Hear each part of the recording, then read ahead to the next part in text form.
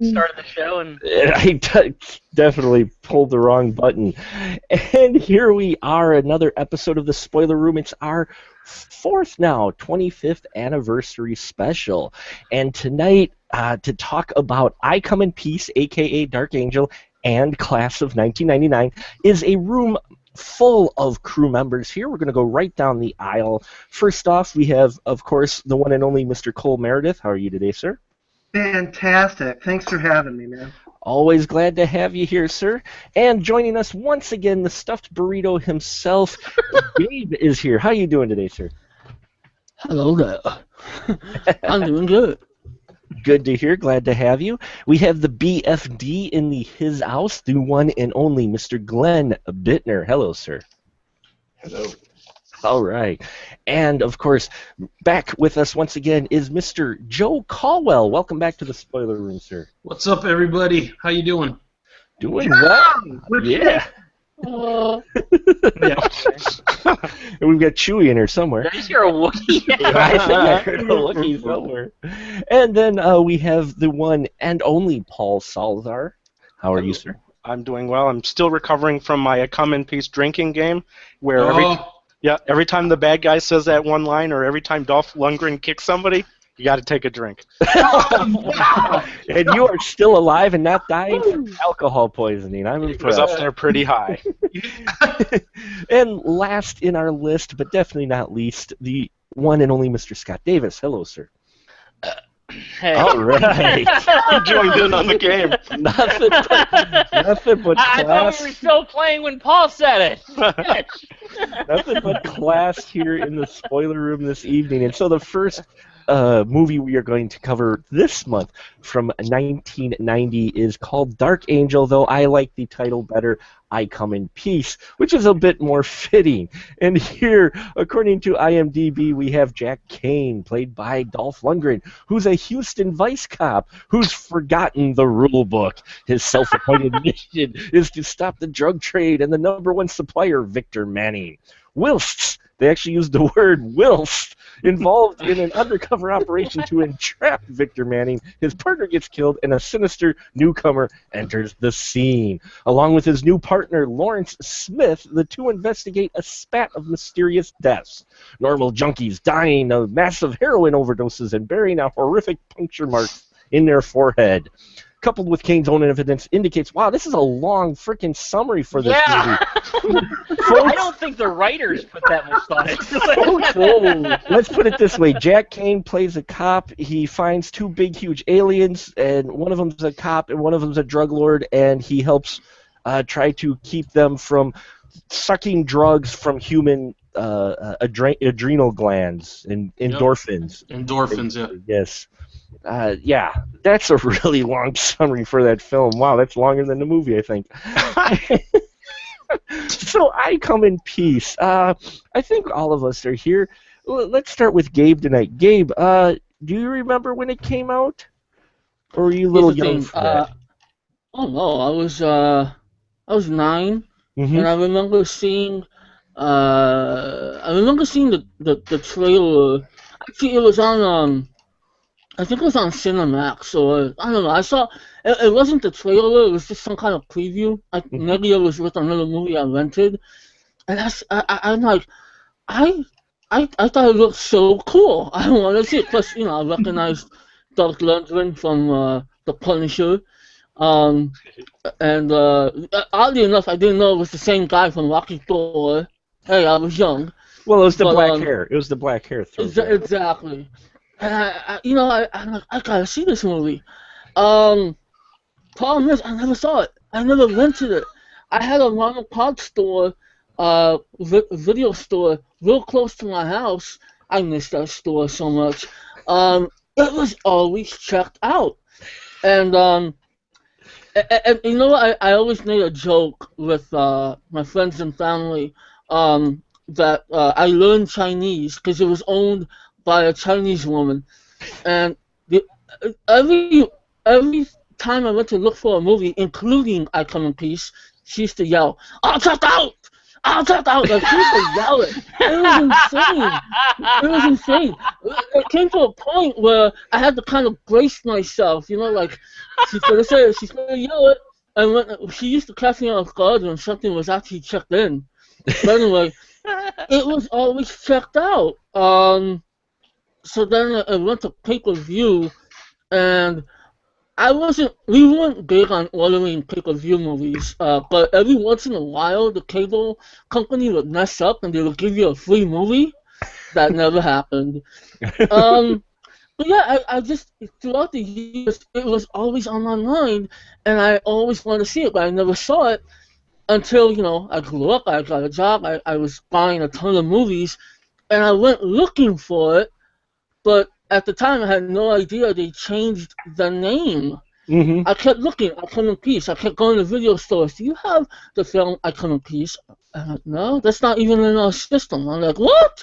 It's got Dolph Lundgren. What's wrong with you?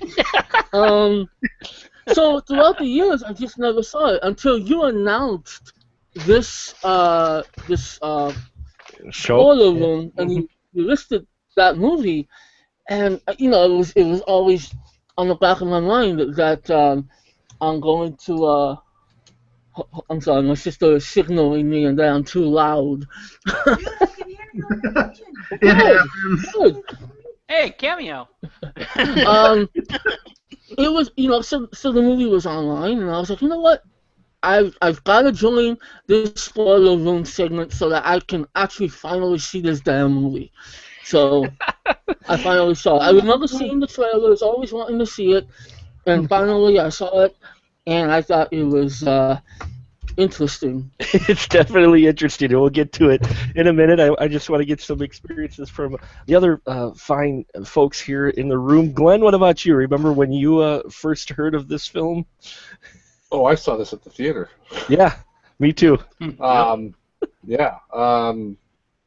It was, Dolph Lundgren was kind of, I don't know if you'd call him a star, but, as close as he ever got to being a star. Mm-hmm. So it was, I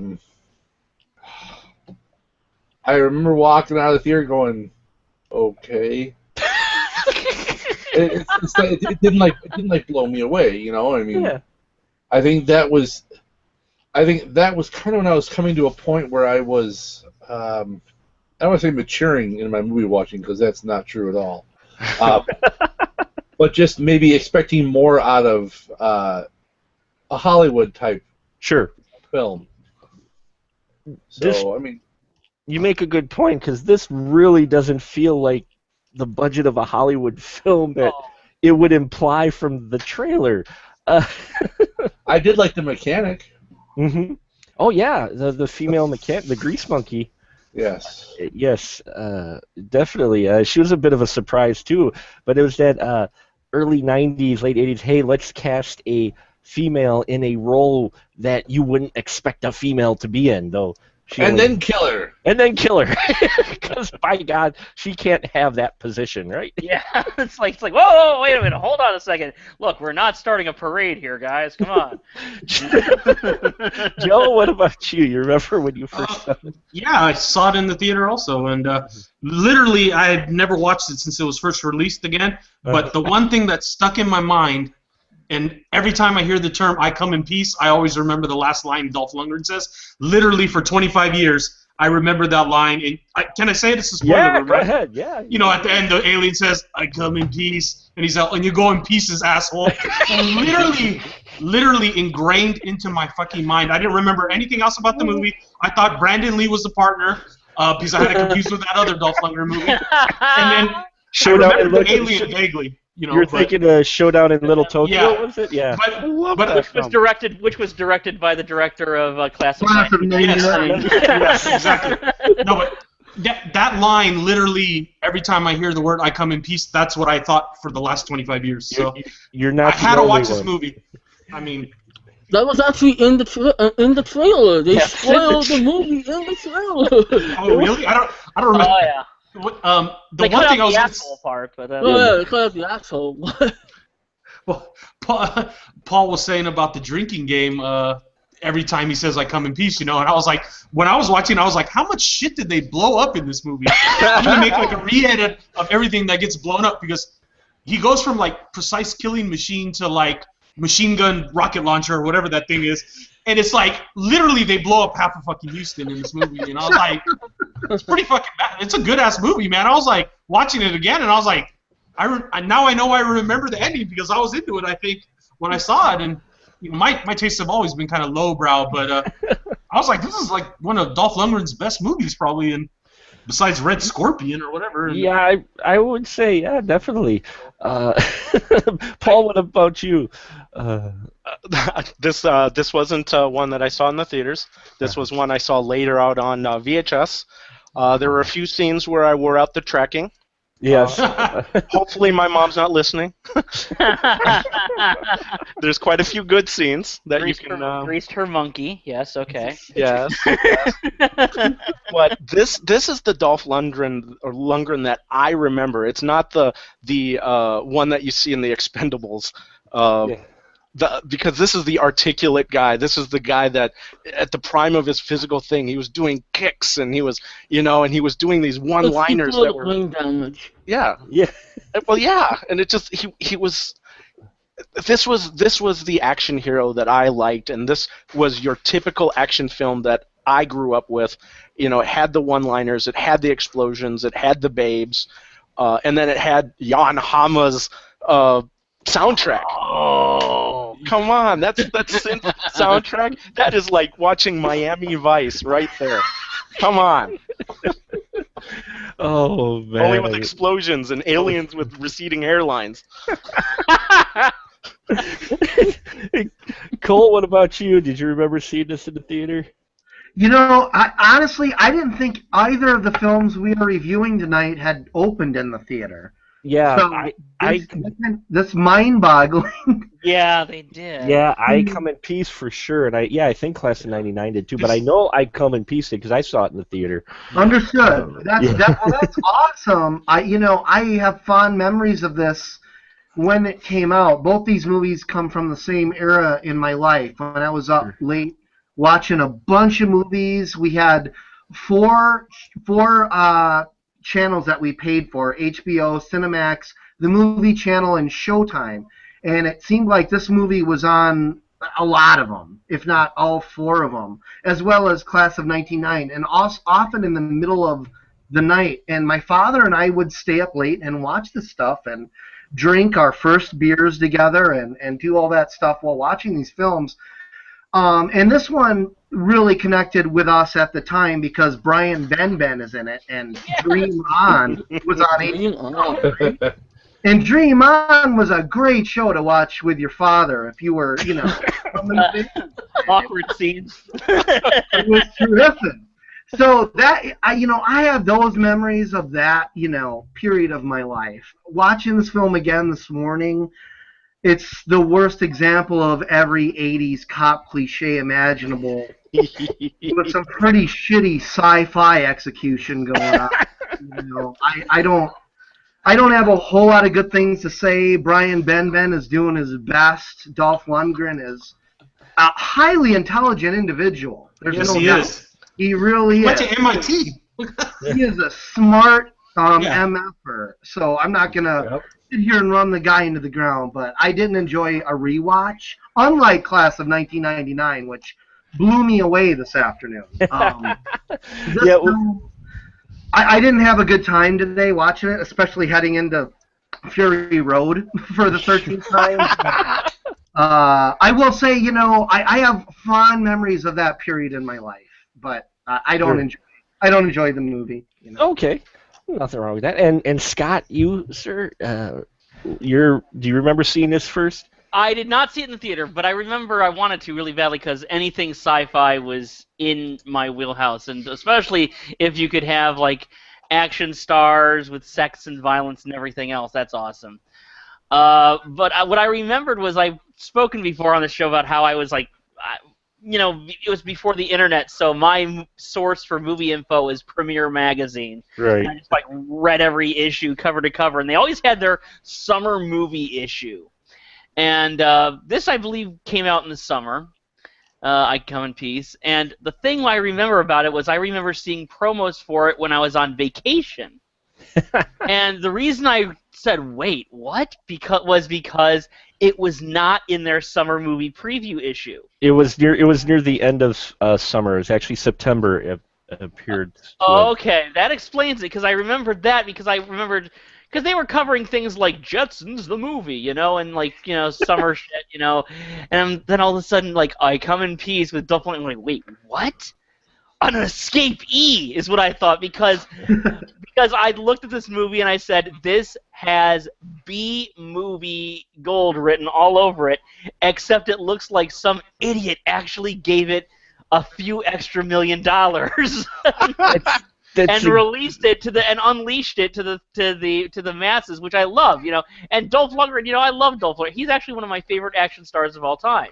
Word. I still like Dolph Lundgren's movies. Have you seen Command Performance? It's hilarious. Where he's a drummer who fights terrorists that infiltrate his concert and says, "Dying's easy, rock and roll is hard." It's awesome. It's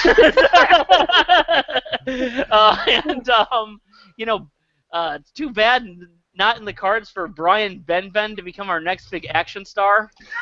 I really expected to see those marquees with Schwarzenegger, Stallone, Ben. but he's like, "You're going pieces, asshole." Anyway, but Wow. he's and I didn't get to see it then. I wanted to see it so badly, and I finally got to see it when it hit VHS. It did go to theaters in Minnesota, I remember. A lot of movies did not go to Minnesota because it was not considered a major market then. For example, Class of 1999, which we're going to cover later on, did go to a few theaters. It did not come to Minnesota. I remember finally catching it, and everything I pretty much wanted. It did not change my world, but I'm like, CDs that explode and kill people, sold. Yeah. And that's pretty much my thought. And I remember seeing this too, and not quite figuring out exactly what I had watched.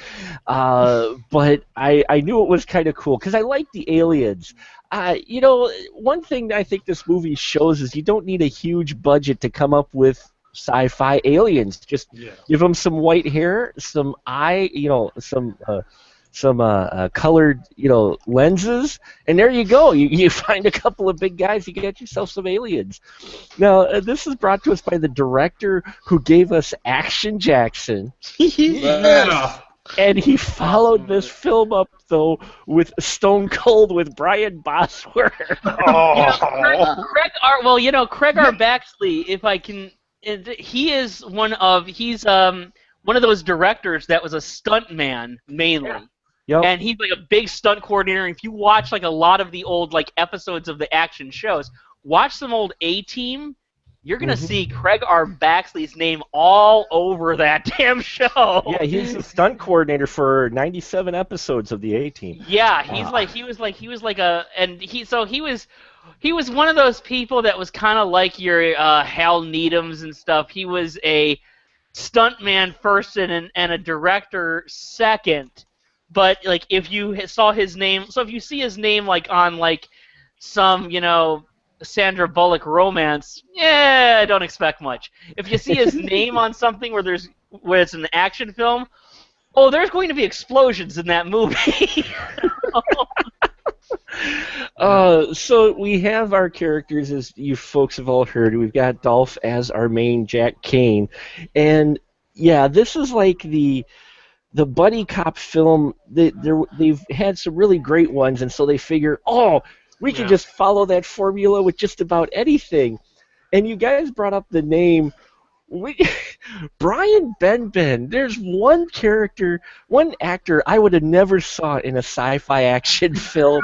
It was him because he was about 4'1". Joe, what'd you think about that casting, putting him opposite, massive Lundgren? Who, me? Yeah. What do you think of that? The line that they get off in the movie is hilarious. he throws him the jacket, and he's like, "Man, this fits good." And he's like, "Of course, I wore it when I was 12 or something like that." I mean, so they knew he was small. I thought he was great. I mean, obviously, I didn't remember he was in the movie, but I've always thought he was a good actor in things I've seen him in. So I thought he kind of added a lot. And they kind of went with that whole Lethal Weapon, kind of mixed with Terminator, kind of mixed with Runaway a little bit. This movie ripped off a lot. Runaway, right? Yeah. That's what I was thinking of with the CD flying. I was like, that's just like that tracing bullet thing or whatever. But I mean, that's pretty good special effect. You put a CD on the end of the camera, spin it real fast, and follow it around. I mean, I don't know. I liked it. I think I liked it probably more than all you guys because I had fond memories of that final line, and I liked the way the bad guy looked. I thought he looked humanoid, but at the same time, strange enough to be maybe, like a little Terminator-ish, I guess. And the actual explanation of what he was doing was kind of stupid, but the whole I like that guy. drugs? It was. I mean, it made sense when they explained. I was like, oh, okay. How does he get back home, though? I was like, does he just fly back home or something? But yeah, details. And the cop that was after him, his haircut is actually, in style right now because that girl from Die Antwoord has the haircut. Yeah. Well, he reminded me of Michael Ironside a bit, didn't he? A bigger version. Yeah. He had he was like a pumped up, someone inflated Michael Ironside. Let me see what his name was. They had names. His name was Azek. Yeah, he was the bad guy was alien. Yeah. Good alien, bad alien. Oh man, yeah. This film is just take every element. Wouldn't you say, Paul? You take every element of your buddy cop film and they threw it at the wall. Yeah, definitely, including the chief that has that possible ulcer. Yeah. He's like, "Roar!" You expect the vein to explode out of his head and everything. But yeah, they definitely did, and I mean, they had the potential love interest and all of that stuff. It followed the exact formula. It was perfect. The only thing is he wasn't like a drunk, and he had a nice house. Those are the two things that went kind of against the grain. I liked that when they go into his place. I always remember that from the very first time I watched it, that he goes in there and he's like, this is a really nice place. I was always really happy, really surprised because you always expect, because they actually did subvert that consciously, that he doesn't live in a flea-bag apartment. Yeah. He's actually pretty well off. He offers him wine. Well, he was Dolph Lundgren wanted to show he was classy. Yeah. If you want, I'll teach you chemistry too. Yeah. What'd you think, Glenn, of how they wrote the Kane character? Were they trying to kind of break the I mean, here they've used almost every other cliche, but then we get to his character, and they're trying him not to be the cliche cop. What'd you think of Kane? He was all right. I'm very kind of meh on this entire movie. I really am. I went back and rewatched it just a little over a week ago, and it was still meh. It's still meh. I mean, there's little bits I like. I suppose the King character is the way he's played is I think the one thing that actually makes the movie enjoyable. Mm-hmm. Because it sure ain't the villain. We don't get to see much of the villain. Not that bad. So, I mean, I don't know. It's Lundgren. I've never really liked him that much as anything other than when he plays like the bad guy. He plays a good villain. He's a hard sell for a good guy. He is. He's He-Man. He's He-Man, guys. Yeah. Oh God! Exactly. Oh yeah! No, Masters of the Universe freaking ruled, dude. Thank you. Dude, he was a good guy in Red Scorpion. Okay, first rule of Spoiler Room: we don't mention Masters of the Universe. Dude, just to spite you, I'm watching my Blu-ray as soon as I'm out of here. You enjoy that. The right side of the Spooler Room is for the movie. Come on.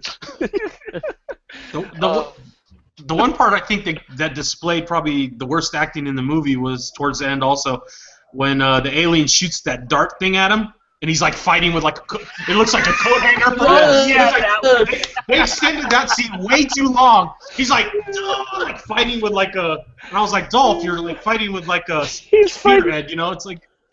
Why did the alien rip it out after he got like hit with it? It was like, and then he like, it's funny because he's like doing that, and then the alien just makes those stupid faces like he's trying to control it, and it's like, this is the part where the movie breaks down. Blow something up. I wonder if Dolph Lundgren was thinking, hopefully this looks better in post-production, because right now I look like an idiot. Yeah, that's what he probably was thinking, yeah.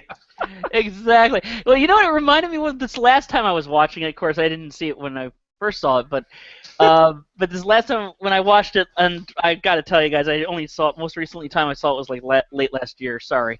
But was, anybody has anybody else here seen Rock and Roll Nightmare? Yeah, I've seen Rock and Roll Nightmare. Oh, yeah. Okay, Rock and Roll Nightmare. There's a scene at the end where John Michael Thor, the metal guy and everything, is like got his hair all frizzed out, and has to fight these like little octopus creatures that the devil is shooting at him. But they don't like stick or anything like that or animate. So he actually has to hold them to him and shake him around and make it look like he's struggling with something that is not like obviously just a stuffed animal. And it kind of really reminded me of that when I was watching Dolph Lundgren like struggle with this roar, like just trying to like get this. It's the whole Ed. It's the whole. Just put it down, Dolph. It's just gonna drop. It's the whole Ed Wood thing. We don't have a motor for the octopus, Bella. Exactly. So you have to make it look like you're fighting it. Oh, yes. So the special effects, I think we all agree, kind of resorted to just blowing something up in the back. I mean, the sheer amount of pyrotechnics used in this was insane. The guy making the pyrotechnics is the real star of that movie. Yeah, well, they had the guns, but they had to be space guns. So space guns just don't put holes in things. They shoot anything and make it blow up. yes.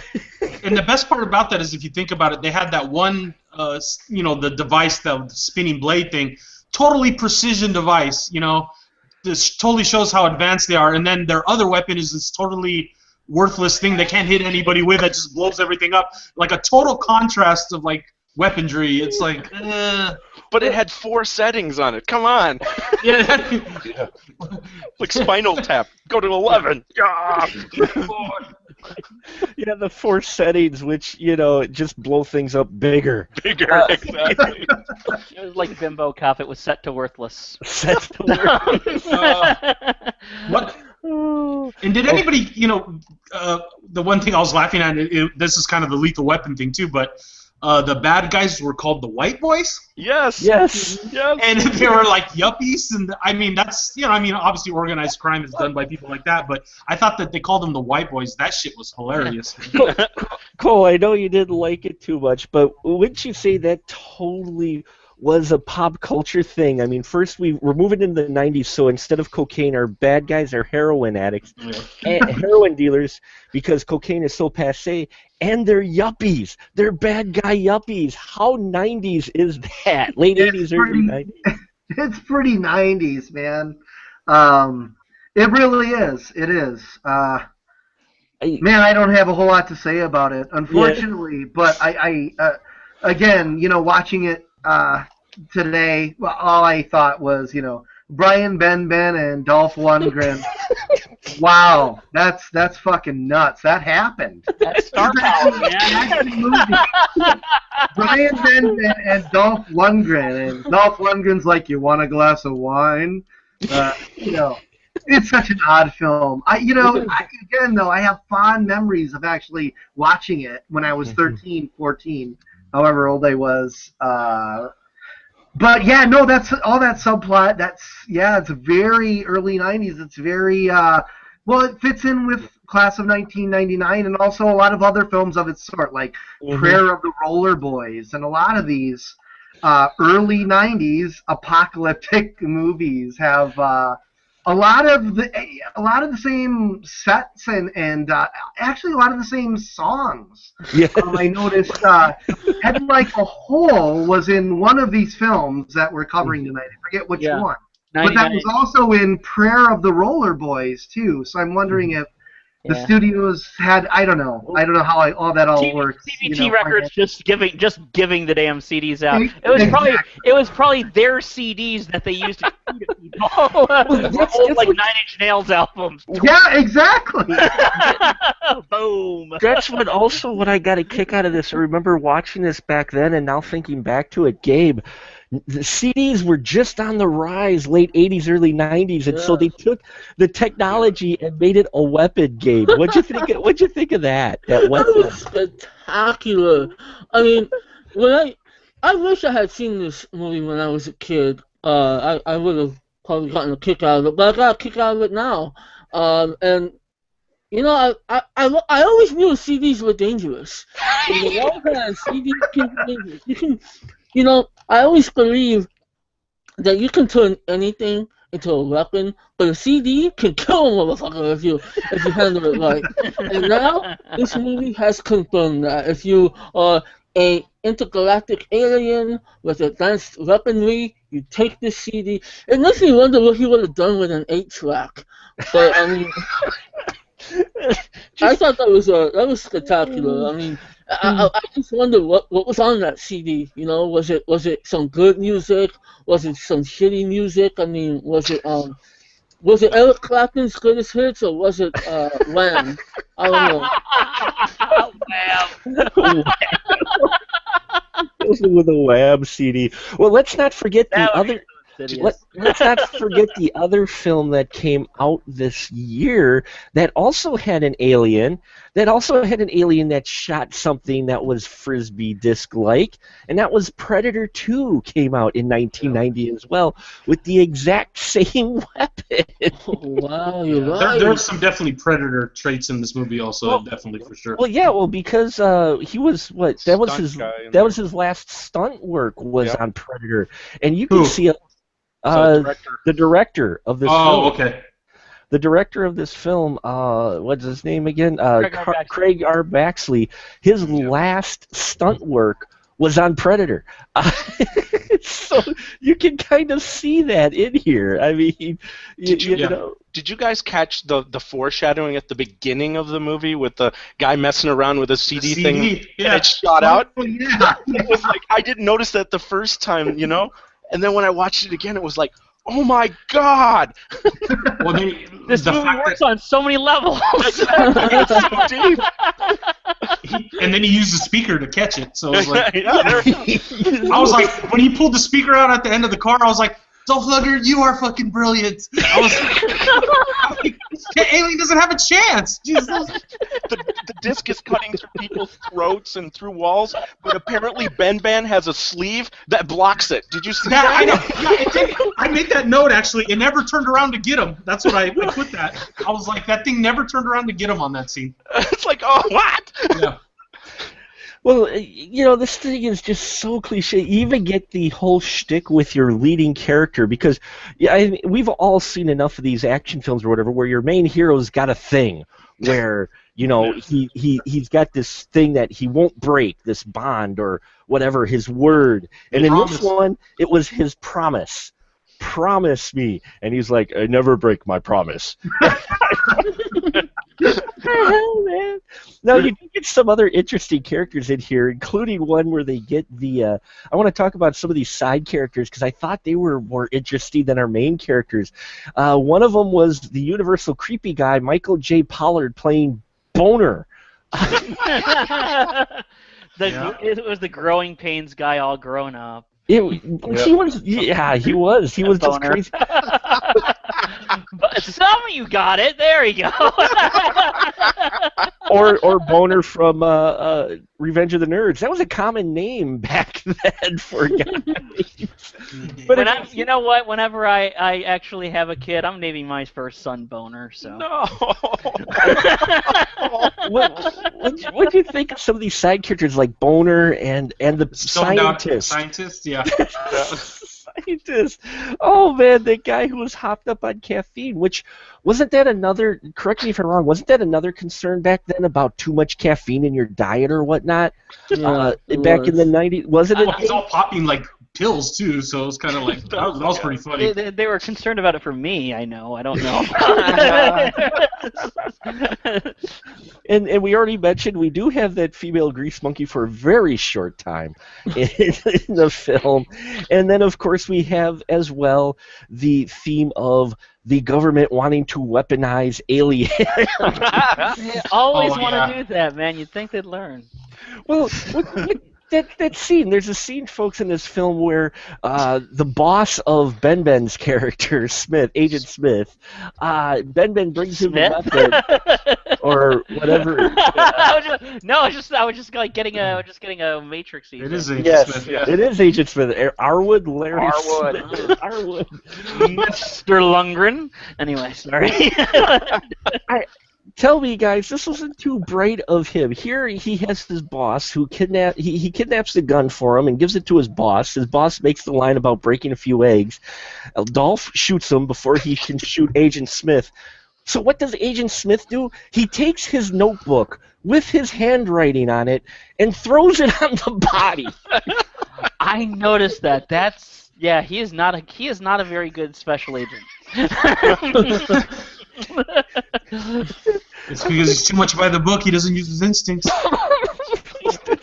That's right. Not Well, like, you know what? He forgot his rule book too. Unfortunately, he left it at a very incriminating crime scene. I didn't notice. I didn't catch that, but yeah, I like at the end too. The way it ends like a sitcom with the freeze frame and shit. It's like, I made a note of that. That's one of the last things I want. You get to the very end of the movie, and it's one of those, oh, we've killed all the bad guys. Hey, let's go get pina coladas.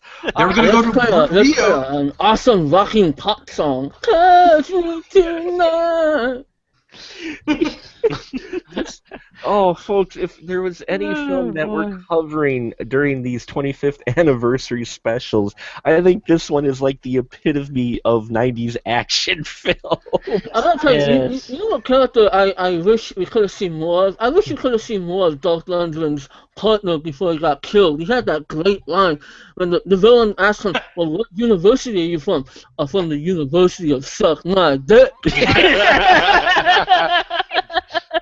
Yeah, his detective partner was great. I loved him. I wanted to see more of him. And Dolph isn't the best cop in the world. I'm sorry, but okay, he sees the crime going on, but he knows this drug lord is there with his partner. So instead of calling someone in to go after the guys in the liquor store, he just abandons his post. He probably forgot the code. He probably forgot 211. Well, that's just so we could get that great parallelism of him shooting the bad guy and the bad guy shooting the good guy. And, cinematic genius. at the end of this, did anybody feel like it deserved a sequel for Kane to go after the guy in Rio, the actual main drug guy? That would have been cool. Couldn't you see a sequel for this film? I could, but And then the aliens land in Brazil and the whole thing starts over again. So. It'll be like I Come in Peace crossed with Rio. Good to see a whole lot more. Good to see a whole lot more alien cottage cheese blood. Oh, the cottage cheese blood, yes. Our aliens are also very tough folks because he can blow the hole the size of the Grand Canyon into one of them, and he'll have enough time to give you a summary of why they're down on the planet and what you need to do. You know what? That guy, and it wasn't that actor. It was some guy named Jay Bilius. But what he reminded me of was, okay, I was thinking of the actor's name, and now I screwed it up. He's the actor, looking him up, Walter Goggins, who was on he was on Justified and The Shield, and he had a bit part in House of a Thousand Corpses. That guy, I swear to God, looks so much like the good alien who's like broken in the back of the car. He looks so much like him, it just freaked me out. He's a good actor. The guy who played the good alien was actually a professional basketball player. Yeah. Was he? Yeah. Yeah, Walton Goggins is a good actor. This guy, Yeah, he was also in Django and all that, right? That guy, Oh yeah, he's in a bunch of stuff. Yeah. He looks like him though. Now that you say that, he does look like him. I couldn't get over it. So, so I think we've discussed it enough. Though I have to give an honorable mention. Did anybody notice? I've called him this for years, Mr. Universal Extra Al Leong, who Yes. Oh Yes. that was in Lethal Weapon actually.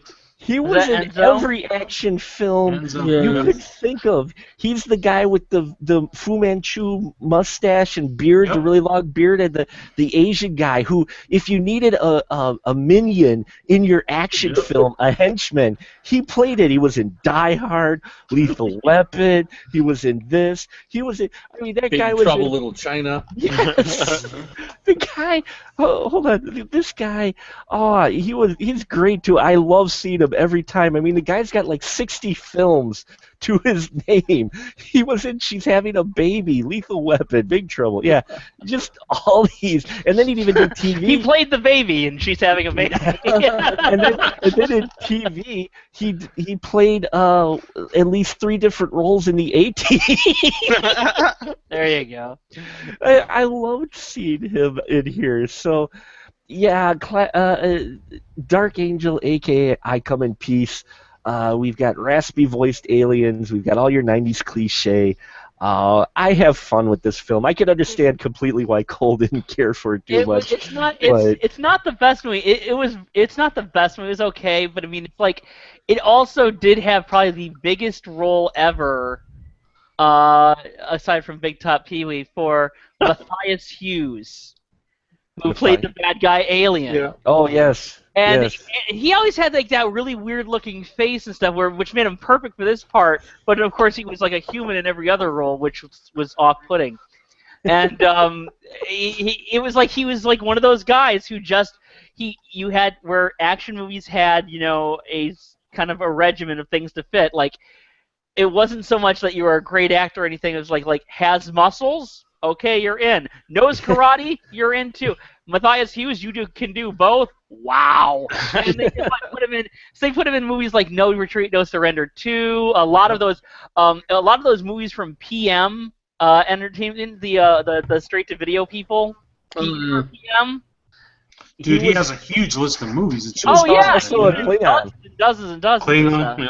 Yeah, he was a Klingon because he's so huge. You got to have him as a Klingon. And he's been in stuff like Kickboxer 2, and of course he was in all those things from PM Entertainment and everything. And he was a guy like if you actually start watching like movies from the going on into the 90s, like especially those straight to video action movies, you're gonna see that Matthias Hughes guy in a lot of that stuff, And you should have a drinking game where he every time he says "I come in peace," you take a drink because you'll be drunk before the movie is over. Because that's almost one of his only lines. That's all he says. I don't think he says anything else, right? It was funny because the other alien could talk, but he doesn't say anything. You're right. I do like when he smiles in the car, though. Yeah. Yes. When he blows up the other cop car, and he just like chuckles like a little bit. He's like, He like smiles like aliens have weird senses of humor, and that's like that. But that routine kills on his planet. I mean, it's just awesome. It just nails it. You know what movie he was in? That guy was in Dragon Wars. That's crazy. Oh no! You want to talk about bad movies? Wow. You had to. Wasn't that the floating Robert Forster movie? Yeah. Was he? Oh yeah. Let's I saw that one in the theater, let's try not talk about too much about Dragon Wars. But to put I Come in Peace in bed, aka Dark Angel, yes, epitome of 90s. They throw the sci-fi element in there to try to be different, but it really is your textbook. Steal from all the other element cop sci-fi films, and let's toss it into this one. I am surprised it ever got wide released, in all honesty. This definitely had more of a direct-to-video feel, but they must have had to fill some screens or something. It wasn't It's a Christmas movie. Yay! That's right. Thanks, Gabe. I totally forgot. This is another action film that takes place during Christmas, much like Die Hard. Although between the two, I would probably choose Die Hard again before I watch this one, but I come in peace. Now, moving on, you want to talk another sci-fi film? Here's a film that predicted the future of educational system, and that's the class of 1999. This one brought to us by director Mark L. Lester, and we basically get the story of robot teachers that have been secretly placed into schools where students have run riot. Teachers do a good job of controlling the unruly youngsters until they go too far, and some students get suspicious. Oh my lord, it's been a long time since I watched this film. Let's start with you, Joe. Class of 1999. It's strange. I mean, I don't know what to say. Mark Lester made Commando, which is probably my favorite action movie of all time. But this one, I've seen it 3 times in the last year, and by the 3rd time last night, I was getting a little bored by the end. Just basically like a Terminator ripoff type thing. You know, I mean, I don't know. The end is like real Terminator-y. You know. The end is definitely out of Terminator. It's a Terminator. It's a Terminator designed by Jim Henson. Jim Henson does. I like the guys that play the teachers, though. You know, you got Pam Grier, the guy from It's Alive, and the other muscle man that was in a lot of 80s. You know, he's in a lot of stuff. Oh, yeah, you got Patrick, was it Patrick Kilpatrick? Patrick Kilpatrick! He's that word himself. Patrick Kilpatrick! I love that name. And a good old Stacy Keach. Yes, we got Stacy Keach. We'll talk about his character in a minute, but I just want to get initial impressions. Cole, you mentioned you enjoyed this one a lot more than the I Come in Peace. Oh man, this is where you know, as a filmmaker and a film critic, I have to separate myself and say I really like this movie a whole shit ton. I liked it when I first saw it. I still like. In fact, I love it even more now that I have more history with these actors. I'll make it brief. Just going down the line. Obviously, Malcolm McDowell and Stacy Keach, but also Bradley Gregg. I love Fire in the Sky. I think that's a great, weird ensemble character movie. It's not so much about aliens. It's more about the people who are dealing with being persecuted by a small town. Tracy Lind, who is great in Fright Night. Thank you. Darren E. Burroughs, who apparently, I haven't checked on this because I tried to remain neutral, but I believe Darren E. Burroughs has a lot to do with the Driftless Film Festival, which is where a lot of my movies have gotten some exposure.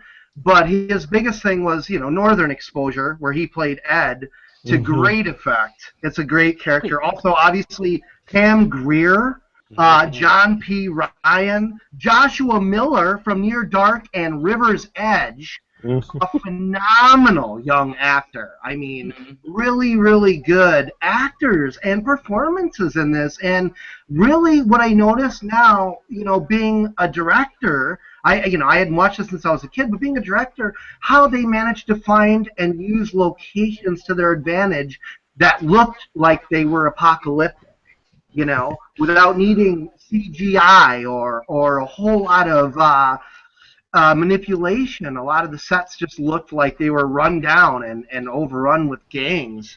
And that was awesome. And I got to throw out Mark L. Lester's name, who for a while was delivering nothing but pretty solid movies.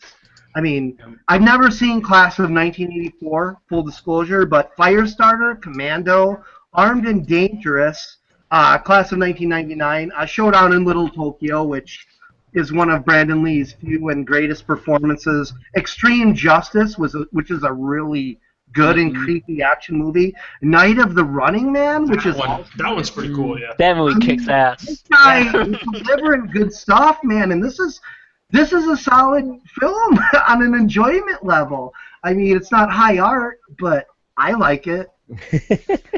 Gabe, what about you? Your impressions with Class of 1990? I just want to quickly mention I love Showdown in Little Tokyo, especially that exchange between Brandon Lee and Dolph Lundgren. I think we're about to die, but I have to tell you something. You have the biggest dick on the man I've ever seen. I love that movie. You know, it's so short. You can just pop it on and it's over in no time. And it's like an hour and 19 or something. Yes. It's like really short. Okay, so Class of 1999. Interesting, because that's when I graduated. Um, I don't think I don't think your high school was like this one. no. Me too, but it was college. And, graduating. Close. A lot of fighting, not much gunplay, but I actually did see this movie in a theater by accident. 'Cause in Santa Fe Springs, California, very close to where I live, there was a small little theater that had 3 screens, and they always had double features. It was like $3 or $4 to go see a double feature, and some of the double features never matched. They would show you like a PG family movie with an R-rated movie.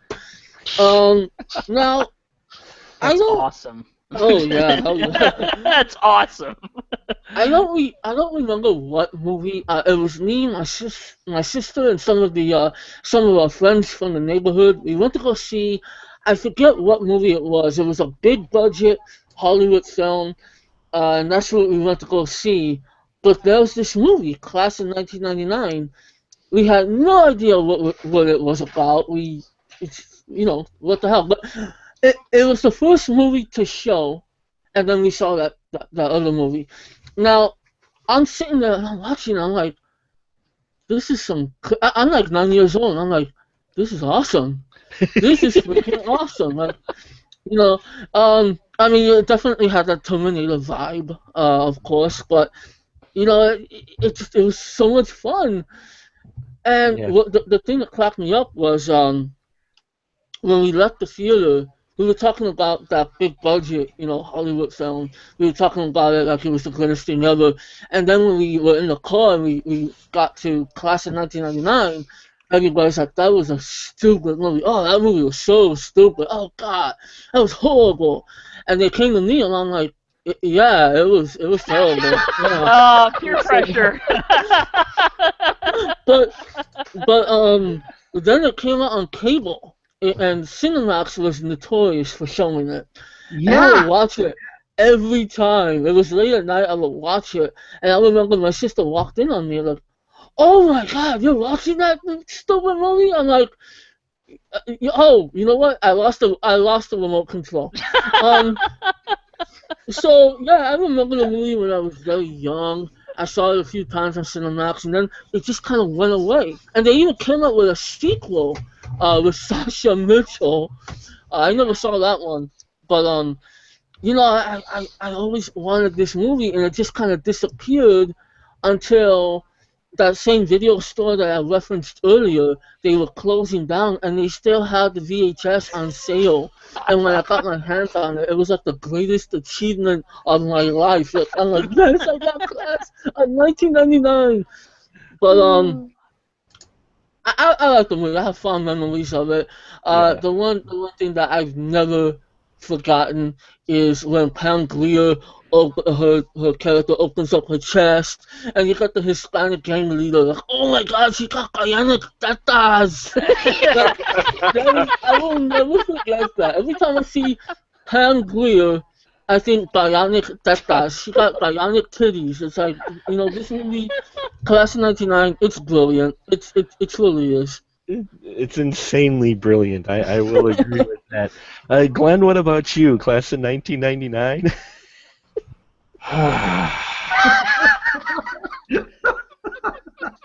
Oh, give it to me, Glenn. This to me, it feels like a lot of it feels like a film made by committee. It's like someone, you had he made Class of 1984, and they said, well, let's do another movie, and then they got a bunch of studio executives who knew nothing about films who just said. And one of them said, you know what I like? I like those apocalypse movies like Mad Max. Let's make something like that. And then someone else said, oh, yeah, or Escape from New York. Wait a minute. I really like The Warriors. Oh, and don't forget Terminator. That was a good one, too. And they decided to make this amalgam of all these movies kind of thrown together. And can we throw in High School Confidential? Oh, sure. Throw in High School. Hell, throw in Breakfast Club. And it's just... And why not Class of Nukem High? Yes. You talk about all the people that are in here, and a lot of them, some of them were younger when they were in this, but what a colossal waste of Malcolm McDowell. Yes. Oh Yeah. my God! He doesn't do anything. Waste of him as a character in this. And I mean, I don't know. Stacy Keach, the creepy eyes. Creepy eyes. The haircut. Fuck. The mullet, the white mullet. That was more than a mullet. He must have. I'm Mullets are guessing he scary. got a hold of the same paint they Yeah, had in squirrel Fury tail Road on and that sucker. spray painted his eyeballs. So Maybe could have been maybe it was one of the aliens from I Come in Peace. That's what I was going to say. They used the same hair dye. right. I bet it is. He's I not think- human. No, that's just what Stacy Keach's eyes look when he's on cocaine, guys. Okay, he just lost the Mike Hammer gig. When he was high on bananas and milk. Look. I think it was Gabe who mentioned too when Pam Grier, when she opens up her top, and then every time you see her from then on out, it's so obvious that Yes. she's got this giant prosthetic, because all of a sudden she's got like a freaking Blowtorch arm. not the blowtorch arm. Her whole chest is like Oh yeah. it's like she's wearing a whole other person on her. It's like it's not even like she had her big boobs. It's just this such an obvious cyborg prosthetic they slapped on her, where she looks like she's just got like this giant like barrel chest and beer gut every time you see her. Well, she slows down in walking too, because that must have been heavy. Because she starts to waddle. Yeah. And just so much of it. I mean, just the end. It's like well, we survived. Every single person we know now is dead. Except the two gang leaders. Anyone in the marquee survived. I'm like, oh my gosh. It's just I don't know. It's Hamlet, man. It's Hamlet. Hamlet, Paul? I take it you have some interesting thoughts on Night No, Night. it's following the Hamlet model. Everyone else dies. What about you, Paul? First, when you saw this interesting piece of cinema. I liked the first movie better, but this film does operate on the model of absolute zero tolerance, just like the movie says. But while I was watching it again the second time, we already talked about it. I very much felt like this movie was a cross between The Terminator, Breakfast Club, The Warriors, and The Outsiders. Mm-hmm. I really loved the teachers. Especially loved how their Terminator vision was like straight out of an Apple II computer. It's like, this is the future, people.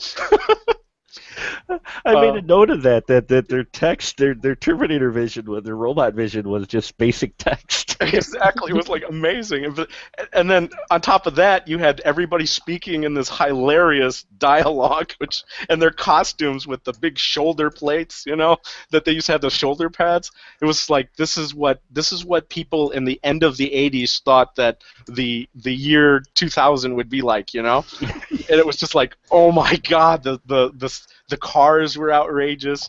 The best scene though for me was the spanking scene. Yeah. Oh my God! It was a whack, whack, whack, whack, whack, whack, whack. It was like I couldn't stop laughing. Yeah, no one suspects anything that the teacher spanks them like a robot. Oh no, these guys. Nothing weird here. With the weird Hanna-Barbera stock sitcom sound effect put on there. Oh my God! And still, with all of this, folks, don't get us. We're not truly slamming. I really enjoyed this film. It makes the film fun. This film was so much fun because it was just so bonkers. Scott, what about you with class of 1999? No, audience. If you hear me judging it, I am judging it. This movie was fucking lousy. It's so bad too because I love cheesy movies. What we needed were more scenes like the spanking scene. We needed something that would say more overtly, "This is satire." But because it seemed like this is where this movie really wanted to go.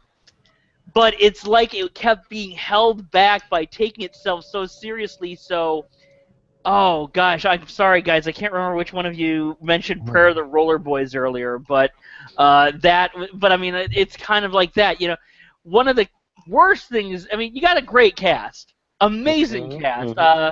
I think Stacy Keach is the man. Despite my mean joke about his previous problems with the law, I think Stacy Keach is the man. Mike Cameron was awesome. I actually got to see him live perform in a production of An Inspector Calls once. He kicked ass in that too. You got Pam Grier. You've got Malcolm McDowell, and you know what? They're all freaking wasted in this movie. They're all wasted. I felt bad for them. I didn't feel like any of them were getting to do their stuff. Some got to do more than others, but nobody got to do their full potential. Tracy Lind, Cole, I think you mentioned Tracy Lind earlier. Thank you for mentioning her because I've always thought she was really great in this movie. She's my favorite part of this movie, and Fright Night 2. She's great in that, which is an underrated sequel, even though it's not as good as the first. Well, it's a great flick. It's a great flick, and I think she was great. And I one of the scenes I always remembered was one of the most logical scenes. I mean, and again, it's a scene that should have played as satire when they're going through the teacher's place, and what do they see in the cupboards? WD-40. Yes. That's funny, guys. I mean, that's the movie saying, ha, ha, ha, ha, ha, guys, because it should be saying that. And she comes up with one of the only logical things. She says, like, this is weird. This is what tips her off. That, wait a minute, no, if you're a woman, you don't buy just like one lace bra. You buy panties. You buy all this stuff. You buy lots of feminine stuff. You buy all this extra stuff. And she's the only person who gets it. Unfortunately, your hero, played by Bradley Gregg, oh man, the hero is a big problem. First of all, it really felt like they said, we can't get Corey Feldman. Who do we get? First of all, if you're actually saying, first of all, there should have been somebody said, wait, we're disappointed with not being able to get Corey Feldman. Maybe we should rethink this movie because it's just, he's just a lousy part. It was so cliched, and incidentally, I appreciate. I kind of felt like watching. Does anybody remember? This is an old skit. Probably a lot of you haven't seen it. It's was an old skit from Saturday Night Live from way back in 1982, and it was when Ron Howard was directing his second movie, Night Shift, and he was being interviewed by Eddie Murphy. Oh yeah, I got this on DVD, brother. Yeah, and Eddie Murphy says like. And he's explaining the things like, well, it's about these two Morgatons, and they become pimps and everything like that. Yeah. And, okay, well, who are the black people in the movie? He says, well, there really aren't any. He says, wait a minute, you made a movie about pimps and you didn't put any brothers in it? I don't know whether to thank you or slap you, man. That's how I felt like this. Like, I'm looking at this and saying, okay, it's an impoverished area, it's high crime, they're getting stepped on. And don't want to say like that there should be like all African Americans everywhere or anything like that, because you don't want to stereotype them into what has been a horrible socioeconomic situation. Yeah. But at the same time, you're just like the fact that there is nothing but white guys and a few vaguely Latino guys who are only really Latino when you hear them start talking like Ricky Ricardo. I mean, he doesn't even talk like it's like just like, I don't know, I think we should go down here. And then all of a sudden he starts talking like Ricky Ricardo. I'm like, wait, whoa! It's like it just sticks out like such a sore thumb. Yeah. And it's like such this white bread heroes, and the only I hated this movie. I hated this movie, and the thing is that it's like, we always talk about like the 80s really aged poorly. They didn't age as poorly as the 90s. Yeah. Oddly enough, because I did watch And I did, yeah, the costumes, and yeah, their gang colors. Their gang colors are bright pink and yellow. What kind of gang is that? Anyway, but it's like Mark L. Lester, great director, as you guys mentioned. Bobby Joe and the Outlaw, Roller Boogie, and then on to the movies that actually people want to talk about, like that are like, Firestarter, which is one of my favorite Stephen King movies, Commando, which really is one of the greatest action movies, Showdown Little Tokyo. Also, and I did watch Class of 1984 after this movie. Okay. It was my first time seeing it, Sure. and it's over the top, but I could take that movie seriously. And this one, it seemed like it wanted to be satire, but it was being held back, and I just had so many problems with this movie. They could have gone in such a over-the-top manner, and it just becomes, well, what it is. Yep, it is. We get it. You don't like it. Just a little, yeah. Just a little. Tell us how you truly feel, Scott. No, you just did. No, I like this film for what it is. I will say it does have a mixture of tones. Glenn, I mean, we've got kids in here. Well, they're supposed to be kids. I mean, they're all like in their 20s. And especially Lind. Lind was a little hard to convince that she was not 20. But it goes to some dark places. I mean, Scott made a good point of where we have some humorous moments with the cabinet, but then we have an attempted rape on school grounds with Lynn's character. Did you feel that there was a mixture of tones in this film? That it was kind of across the board in different. I mean, we get dark and then we get some humor moments, and we get some cheesy moments. Well, like when he had the moment with the mom when the mom was all doing the drugs too. It's kind of like, oh, did they have to throw that in there? I was like, that was kind of cheesy. Yeah. Well, it's like I said. I don't think they knew what movie they were making. Well, let me ask this question to you guys. Who the fuck gets out of prison and goes straight to high school? I mean, he literally gets out of high school, jumps in his car, picks up his friends to go to like fucking high school, and I was like, and then as I was watching the movie, I'm like, why do you even bother to go to school at this point when it's this bad? You know what I mean? It's was part of his parole, though. Yeah, it was part of his parole. Okay, but why did the other people go? I mean, I was like, that I can't help you with. And then when the scientist tells Stacy Keach, he's like, is corporal punishment still allowed? I'm like, dude, you have stormtroopers that are walking around the school beating people up. I'm like, I think corporal punishment is still allowed. It's like, he's like, corporal punishment, is that still allowed? I think that's the new standard now at this point. Yeah, tell me about it. And I was like, you have stormtroopers in the Department of Educational Defense? I was like, Department of Educational Defense. I love that. I think the movie kind of was a little satire. I mean, I don't know. I think so too. And that's just only my opinion, you understand, is that I just felt like it wanted to go further, and there was something holding it back, you know? Mm-hmm. What about you, Cole? You said you really enjoyed the film. Would you say it was a bit of satire mixed in?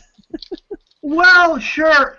I mean, the thing is, you have to put every film in context. Mm-hmm. You know, which is why Roger Ebert could give Color of Money thumbs down and Swamp Thing 2 thumbs up. It's because you got to put shit in context, man. Mm-hmm. I mean, you can't put Beverly Hills Cop in the ring with Seven, even though they're both about wisecracking cops going after serial killers. You've got to put movies in the proper fighting ring. Mm-hmm. This movie can't compete with Terminator, you know, which it wants to be desperately. Yeah.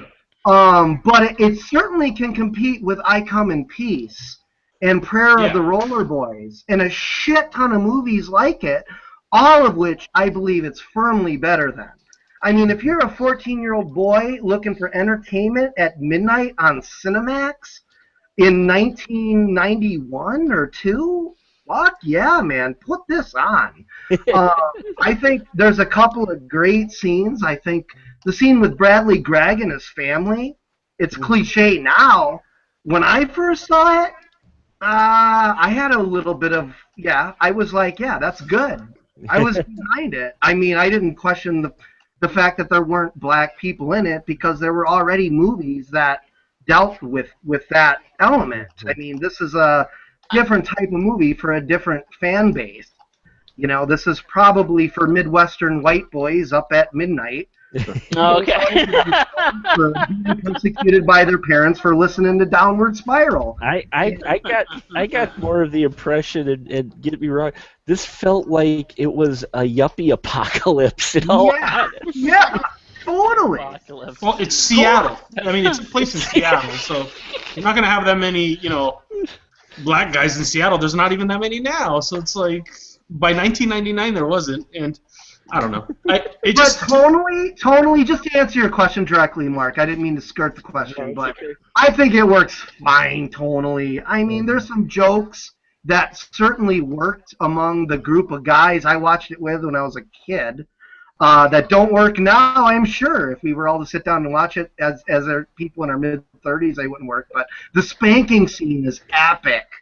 And there's some other great bits like that in this flick that are pretty good. I mean, well, I like the one scene personally where the teacher puts his hand through the locker to open it. Yeah. I mean, they gave some thought to these androids though, because each one of them was a slightly different. Outside of Pam Grier opening her chest for some reason, I'm not quite sure what the point of that was, but. And it's not the chest you want to see off of Pam Grier. But Paul, what did you think when they got to the part where they get into their BattleBot mode? What did you think of their design and how they were handled there? Were we really trying to rip off Terminator? No, I think. I guess they were. But I mean, even from the facial prosthetic and all that. But I did think they were at least original with the weapons built into their arms, and they all came out differently. So each model had its own different type of weaponry. So they were trying to be their own thing, but at the same time, they were also trying not to make it so outrageously not the Terminator that would alienate people. So it kind of felt like something like from one of those Albert Pune movies, like Cyborg or Nemesis or something like that. Yeah. Oh God, Cyborg. I love me some Cyborg. I would like to. I was going to say I would like to make a comment about the sexism in this film. I know it was written in that time period, but I mean, you had Lynn's character that wasn't very developed. The mom was basically a horrible mother drug addict. You had Pam was probably the best character, and then they had that scene where she's opening up her chest. It's like, remember, woman, yes. It's like, oh my God, and it was just like that part I didn't mind, but again, that was back in that time. The sensibility was different, I guess, but. I mean, some people would argue it still hasn't quite changed, but it's definitely evident in there. Did you catch any other? Let's just say the 10% undertones with the Stacy Keach character and the banana. I'm sorry, the banana scene. 10% undertones, nice. I'm like, where's he? Oh, he's going there. He was drinking milk in one scene also. So. He's having drinks with Michael McDowell. But I mean, there was well, not only that, but the gym teacher as well. There was the wrestling scene. It's kind of a little. With the wrestling, definitely. There's a lot of comedy in this movie. They drive that car off the pier, and then it shows them walking out of the water and stuff. And he makes some stupid line before they go in the water, and there is a lot of comedy in this movie.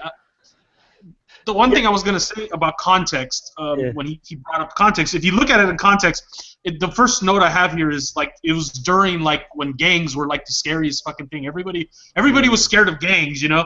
You had your Boys in the Hood, all this stuff, and like this movie played on the gang fever. And another thing, a note I made was he calls it ganging in the movie. He's like, "We're gonna go ganging." And I kept thinking, I was like, this was even probably before gangbanging was developed, the word, So, I mean, that's the context I see it in, is the fear of, like, the, breakdown due to gangs, and it's just really ridiculous. I mean, that a gang could... I mean, I know gangs in Central America have done it where they've taken over cities, but I'm like, literally, they took over the entire city?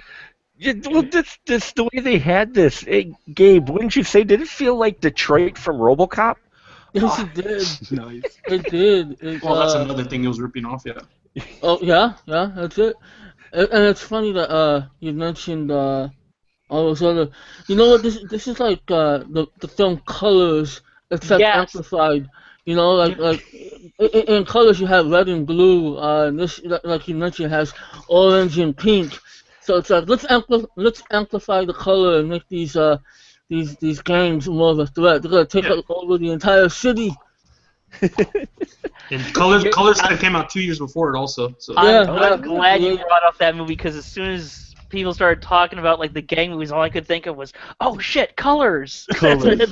Great, great, Colors. great to Colors. bring up. Yes. And Boys in the Hood came out a year after. Yeah, Mhm. yeah. Well, gangs were the big thing. Crips and Bloods and all of that were on the huge part of the culture, or at least in the media and in crime.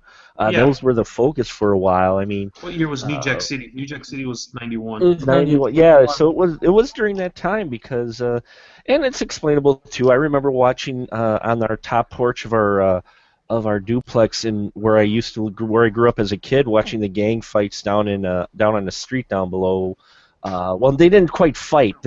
One gang lined up on one side of the street, the other gang lined up on the other side of the street, started yelling at each other, and then there were cops who had cut off the road so that no civilians would get really hurt, and they just sat there. But gangs were huge back in the 90s, definitely, especially when it came to crime. You know, I will say some of the dialogue in here just was wild. I think. Does anybody have a favorite line? I think my favorite line in this film was where they get called out. The two gang leaders get called out, and the one guy goes, "Do you trust him?" And the guy goes, "Like a vampire giving me a blowjob." Anybody else have any lines or anything? Jeez. What about you, Glenn? I remember that one. The dialogue was weird and awkward in it, wasn't it? It was very awkward. Yes. And it's it's awkward, but in a way it kind of works in that it's awkward in basically kids trying to be super tough, which they're really not. I mean, yeah, okay, you got a machine gun and funky hat dude's got a rocket launcher, but that doesn't make you tough. So. Well, the casting too. That these kids aren't exactly the tough actors either that you would pick. They all look, from their look down to their clothes and everything, they looked like they had just walked off of an EMF video. I mean, they just weren't threatening whatsoever. Well, for me, I'm like sitting there going, "Man, you guys make the Red Dawn kids look badass." Oh yeah. And our main, I guess, protagonist with a scope on an Uzi. I mean, there's no point in putting a scope on an Uzi. That's a good point. It makes it look futuristic. But he's badass because he's got a customized Uzi with a scope that he never uses. He never used, because they hold it down below by their chest. Which, I love the fact too. They had a designated area for gang fights, so they don't fight everywhere. They all go to this one location, and then people just start opening up on each other. That scene was a little weird. That scene was a little weird, wasn't it? Though, Cole, where they sat there, they completely ignored the teachers who stand like a foot taller than everybody else, yet nobody saw them killing everybody. Did you think that was a little weird? Of course. I mean, there's a lot of stuff that makes zero sense. But again, watching it this afternoon, I was surprised. I was personally really surprised at how much sense it all made, especially in light of I Come in Peace. Maybe it was just watching them both back to back, and I have a darker sensibility as a filmmaker. So, but I really enjoyed the majority of this stuff. I really did. I enjoyed the campiness of the three teachers. and the off-kilter seriousness of the young gang members, even though there's a weird comedic perversion to everybody. None of it's really taken seriously. I'm not sure how much of that was planned and how much of it was, sort of delegated by lack of budget. But I was gonna say I never felt. It's all over the place. It's all over the place. But I like all that stuff. I like all of the action scenes up until the very end when it becomes full-on Terminator ripoff, which it's not Terminator at all. It could never exist in that universe. Yeah, then I tune out. Once the guy's a robot chasing him up a ladder, then you're obviously. But you know what? Then the movie's shit. But up until then, I think it's got a good grade B campiness going on. That's pretty damn enjoyable if you're a young dude looking for some late night entertainment. But you know what? Even though the show, I think the episode came afterwards, watching it 25 years later, that moment did give me a sense of joy because as a Mystery Science Theater 3000 fan, I got to say, he tried to kill me with a forklift, and that was very happy. That's another thing. He's being stretched out with a forklift. The most awkward thing is he's over here, this android is screaming, ah! It's like, was this android programmed to feel pain? I mean, yes. it got me thinking Why? Why was I programmed to feel pain? I was just gonna say that. Exactly what came in my head. Like, why is he screaming? I mean, what's the point of that? Makes him a more effective killer. Yeah, it gives it more impact for his death, I guess. I swear he was Stacy choking Keach on the explains chain. Yeah. Well, Stacy Keach kind of explains it because he's like, they're getting into full like AI mode or whatever. He says like, they're starting to think for themselves or whatever. So I don't know. Whatever. I must have thinking missed about that. I was too focused on him and I was too focused on him and that banana. I honestly have a theory about that stuff, and it's not the what you guys were saying, and it goes back to his weird thing. He's the guy who's in charge of the cybernetics and whatever, and the defense contractor and stuff. I think he's not a robot, obviously, because he still has a heart, because it gets ripped out. But but I think he has augmented himself with certain bionics and stuff. I think those eyes, that's not just a weird color. I think those are like bionic implants to his corneas or whatever. He's not just walking around with corneas. And I think his diet, where he needs potassium. He's eating the banana. Yep. He needs his calcium enrichment. He's having the milk. I think it's all to help enhance the parts that he has put inside himself. I think as the teachers, he is amazed that they can become more human. I think he is trying to become less. That's funny that you said that because I watched it twice last year and I seem to remember and I watched it last night again, but I remembered Stacy Keach being a freaking robot, and I thought that was one of the reveals at the end. And then when I watched it again last night, and he got blown away, I was like, he wasn't a freaking robot. It was like I kept expecting. I see your point. Yeah. We were all expecting it, I think. And the thing is, and then at the end, folks, we get another sitcom ending. I mean, you got your two gang leaders who now are good guys. They're buddies now because they don't have anybody else. And they were friends in junior high, Yeah, they were friends in junior high. And he gets Lind, which I guess is the one thing. But they end this too again on this happy note. We've just blown up most of the school and most of our buddies have died. And hey, let's go get candy down by the corner store. Those robots were pretty effective, man. They took out most of those gangs, though. You got to say. Those robots were effective, but they were military robots. Exactly. Are we making a statement here on educating our youth by military? Of course. Of course. Military-industrial complex. Yeah. So. It is. It also there. You mentioned earlier, Mark, about it foretelling the future, and I think you were kind of tongue-in-cheek. But school is. Some of it at least has come true.